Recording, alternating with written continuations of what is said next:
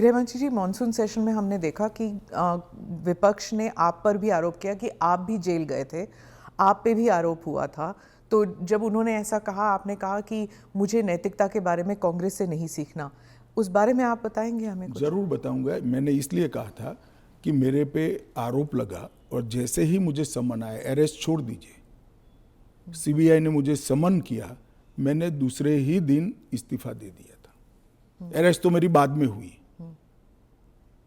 जैसे ही सीबीआई ने मुझे समन किया था, मैंने दूसरे ही दिन इस्तीफा दिया था और केस चला और केस में जजमेंट भी आया कि ये पॉलिटिकल वेंडेटे का केस था और मैं पूर्णतया निर्दोष हूं। पर वो तो बाद में आया था ना? एक सेकंड सुनिए ना। हाँ। एक सेकंड, वो जजमेंट बाद में आया। बेल मेरी पहले हो गई थी।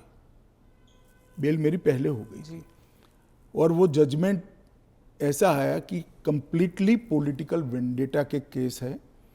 कहीं पर दूर दूर तक मेरा इस केस में इन्वॉल्वमेंट नहीं है और मुझे शंका के आधार पर बरी नहीं किया गया था। मेरे सामने के केस को खारिज किया गया था और मुझे बेल मिल गया था 96वें दिन पर।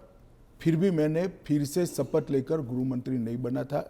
इतना ही नहीं, जब तक मैं कंप्लीटली मेरे सामने के सारे आरोप क्वाश नहीं हुए, तब तक मैंने किसी भी संवैधानिक पद पर शपथ नहीं ली थी। तो मुझे क्या विपक्ष नैतिकता के पाठ पढ़ाता है?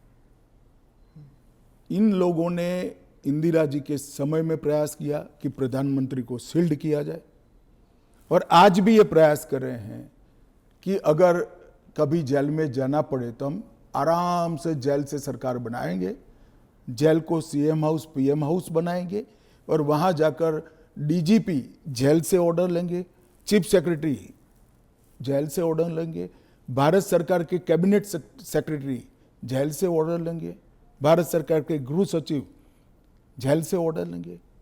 इस तरह से देश चलेगा।